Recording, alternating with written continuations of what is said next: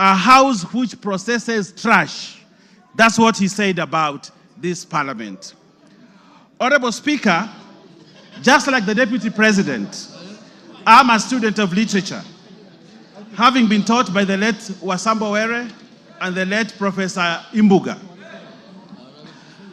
In the definition, Honorable Speaker, of the theater of absurd, a theater of absurd is without plot, is directionless, is laced with stupidity, lacks thoughts, lacks coherence of ideas. It is irrational and logical. If you have read the book by Samuel Beckett, you will know that in that book called Waiting for Godot, that he actually said, this parliament is as good as that literature. Honorable Speaker, I sit in this parliament and many of you do that. Members, are we a theater of absurd? Members, are we directionless? Members, are we stupid?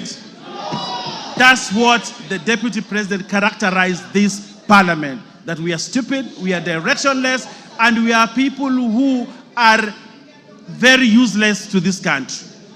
Honorable Speaker, a person of the stature of a Deputy President who can say such things about this chamber does not deserve to continue to become the Deputy President of the Republic. Honorable Speaker, what is the theater of absurd, Honorable Speaker, is when the Deputy President demands that for the 8 million votes,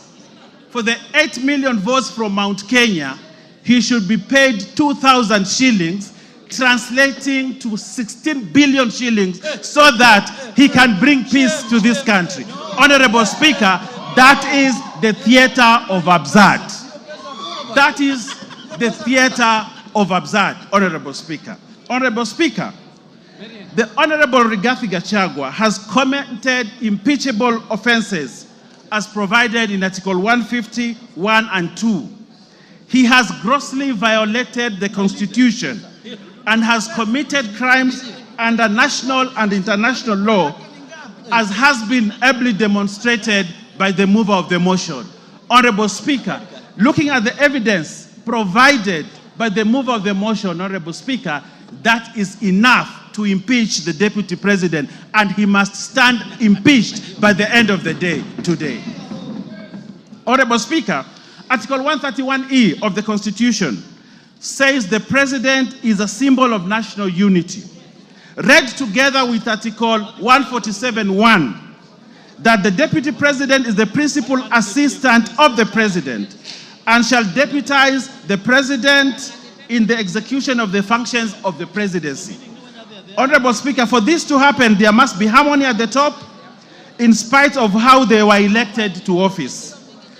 His shareholding utterances, and we saw the utterances on the TV here, as demonstrated by the mover, on the shareholding. This ensures that there's no harmony at the presidency. But what the Deputy President wants to do is to balkanize this country. Balkanize the country where, like in George Orwell's Animal Farm, there are other people who are more equal than others. And as a parliament, we must refuse to buy into the theory of the Deputy President, Honorable Speaker. Honorable Speaker, the Deputy President has taken himself and wants to be a tribal king of the Murima, ready to break the country, sow seeds of disunity for his own political gain. And this chamber, today, by the end of the day, we must have no Deputy President who wants to balkanize this country. Honorable Speaker, the office of the Deputy President is a high office as established under Article 130. The authority of his office must be exercised within the provisions of Article 10(2), which anchors the principle of national unity. As core, the holder of this office must exercise this article at the highest level ever. Honorable Speaker, as Deputy President, he must be beyond reproach. Like Caesar's wife, Honorable Speaker, like Caesar's wife, he must be above any form of suspicion. any form of suspicion beyond reproach. But, Honorable Speaker, the utterances and the actions of the Deputy President brings his reputation to disrepute because he has sown sort of disunity and he has taken a trajectory that is likely to bring balkanization of this country. For that, Honorable Speaker, we cannot continue to have a Deputy President who cannot uphold the oath of his office, and therefore Rigathi Gachagua must go. Honorable Speaker, if you look at the story of Pompey, the wife of Julius Caesar, you realize that although she had been accused of sacrilege, but the court acquitted her. But Julius Caesar actually divorced Pompey, not because of what she had been accused of, but because there was suspicion that he could have done something like that. And on that, only on that, Honorable Speaker, as a chamber, as a parliament, we have the authority and right to say, this guy has brought himself to disrepute, he has gone below, and he has portrayed himself as a man who cannot be trusted with the position of a deputy president of the Republic of Kenya. And therefore, Rigathi Gachagua must go. Honorable Speaker, Article 131(2), C and D gives the president and his deputy the responsibility to promote and ensure the unity of the nation and promote respect for the diversity of the people and communities. Honorable Speaker, the Deputy President has presided over the politics of exclusion and has championed the rise and resource allocation to only one region of this country. Has the Deputy President exhibited the values of national unity and diversity? No, Honorable Speaker, he has not. He does not embrace that value, a key value of the Constitution, and therefore this Deputy President must remain impeached because for him the vocabulary of diversity and unity does not exist in his vocabulary. On that premise, Honorable Speaker, the Deputy President, Geoffrey Rigathi Gachagua, must go by end of today. Honorable Speaker, Article 4, 5, and 6 of the Constitution, read together with the third paragraph of the Constitution of Kenya, reinforces the fact that Kenya is one united, indivisible state. In the same breath, Honorable Speaker, the Constitution establishes the structures of counties as units of sharing resources.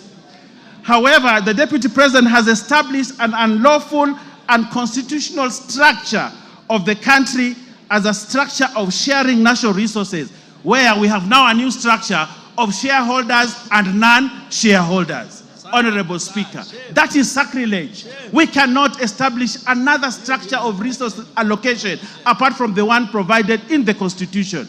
But now we have a new structure where those who are shareholders in the country get more resources and those that are not shareholders don't get resources. For that new structure that he's trying to establish in this country, the Deputy President, Rigathi Gachagua, must go.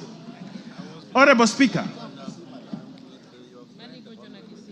there was a time in this country, Honorable Speaker, if you allow me to say this, and I will ask you to add me a few minutes more to say this, that there was a time in this country when the Deputy Chief Justice, the Honorable Nancy Baraza, was bundled out of office because of impropriety, because of an issue that Kenyans thought was not proper.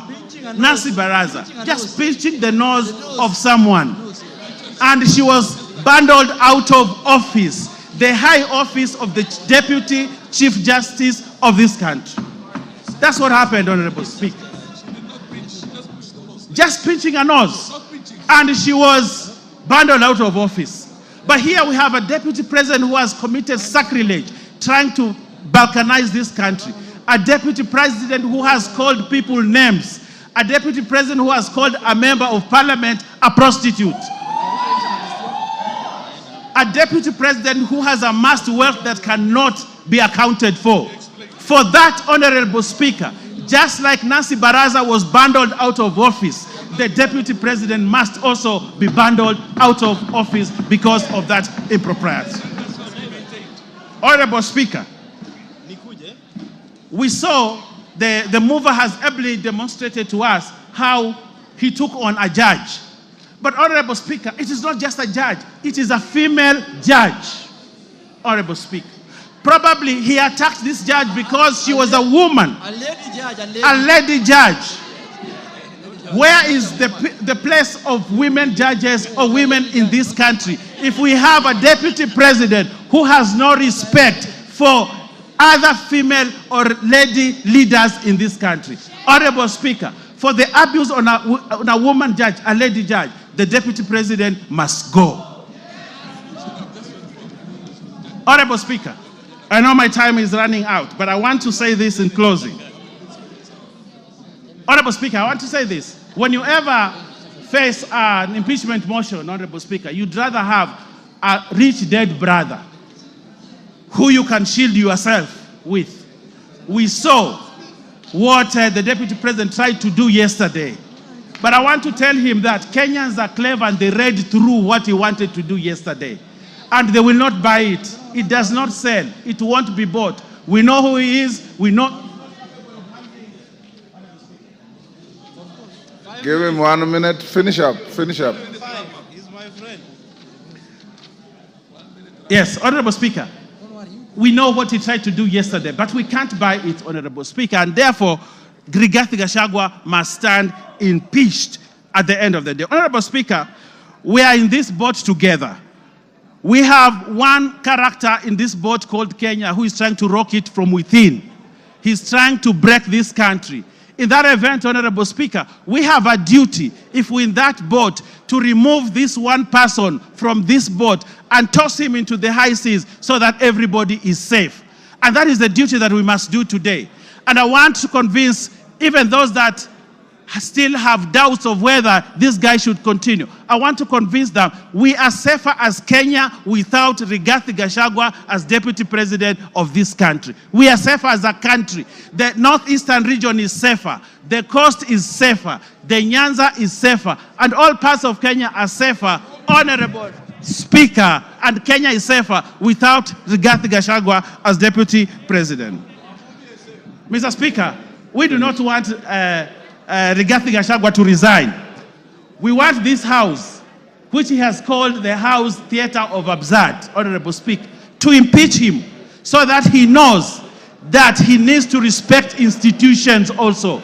Lack of respect of institutions, Honorable Speaker, is sacrilegious for the person of the stature of a deputy president. For that, Honorable Speaker, for not respecting this parliament and the Senate must impeach one Geoffrey Rigathi Gachagua tonight, and we send him home so that he knows his place in this country. For those many remarks, I second, Honorable Speaker, and ask other members to support this question. I thank you, Honorable Speaker. Order, honorable members on their feet, take your seats. Members on their feet, take your seats. Order, members on their feet. Ruth Odinga, take your seat.